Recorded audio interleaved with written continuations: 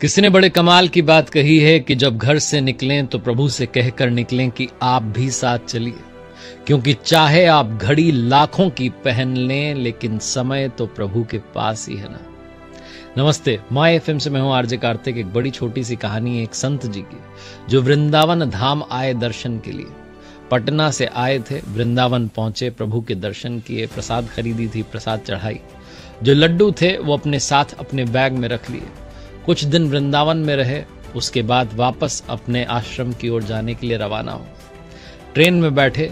Train जब मुगल सराय station पर पहुंची थी, जहां से 3-4 घंटे की दूरी बचती है पटना की, तो इन्होंने सोचा कि यहां आधे घंटे के लिए ट्रेन रुकी है, बहुत देर हो गई यात्रा करते करते, हाथ मुंह धोकर के प्रभु को प्रणाम करके संध्या वंदन करके अब थोड़ा प्रसाद पालें।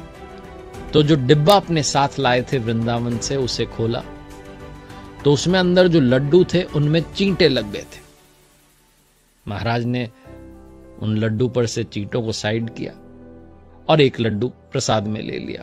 फिर सोचने लगे कि बाकी के जो बचे हैं ये प्रसाद में बांट दूंगा।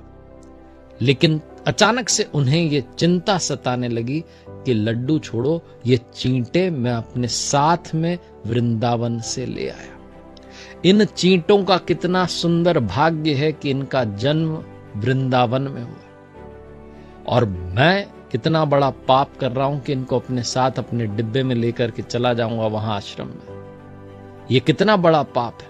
मेरा जन्म तो वृंदावन में नहीं हुआ, लेकिन ये चींटे जो वहां जन्मे, इनको मैं उस भूमि से दूर कर रहा हूं जो प्रभु की भूमि है। अचानक से इन्हें पाप का जो है एहसास होने लगा। प्रायश्चित करें तो करें क्या। उस ट्रेन से उतर गए। अगली ट्रेन पकड़ी, फिर से वृंदावन की। चल दिए वृंदावन। वहां पहुंचे, उसी मिठाई की दुकान पर गए, जाकर के वो डिब्बा दिखाया कि देखो भैया चींटे। उसने कहा क्षमा करें महाराज, चींटे लग गए होंगे, दूसरी मिठाई आपके लिए तौल देता हूं, दूसरा डिब्बा आपको दे देता हूं, आप परेशान न हो। महाराज ने कहा नहीं नहीं, बात मिठाई की है ही नहीं, मिठाई तो बड़ी अद्भुत बनाई, बात तो चींटों की है।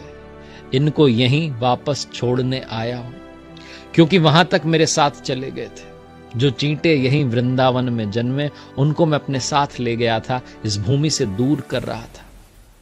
सोचो इनको कितना समय लग जाता, वापस यहां आने में कभी आ ही नहीं पाते। लेकिन मैंने सोचा कि जिनका जन्म वहां हुआ प्रभु की भूमि में, मुझे कोई अधिकार नहीं कि उनको वहां से अलग कर दूं। मेरा जन्म तो यहां नहीं हुआ, मैं तो यहां की रज को छू करके प्रणाम करके ही जो है गदगद हो जाता हूं। लेकिन जिन चींटों का जन्म यहां हो, उनको कैसे अलग कर सकता हूं, इतना अधिकार मुझे किसने दे दिया। मैं प्रभु को क्षमा बोलने आया हूं, चींटों को उनकी जन्म भूमि में प्रभु की रज में खेलने का आनंद फिर से देने के लिए आया हूं। वो जो दुकान वाला था, वो महाराज को प्रणाम करने लगा, संत जी को कहने लगा, संत जी आपने तो मेरी आंखें खोल दी। बरसों से यहां मिठाई की दुकान लगा करके बैठे हैं, लेकिन आपने आज मुझे ये बता दिया कि इस दुनिया में मुझसे भाग्यशाली कोई और नहीं है। बहुत छोटी सी कहानी है। कहते हैं ना, भाव बस्य भगवान, भाव हैं तो भगवान है। आप कहेंगे कि ये तो कहानियां हैं, लेकिन सच्ची घटनाएं जब घटती हैं, जिसके भाव में भगवान प्रकट हो जाते हैं, वही इस आनंद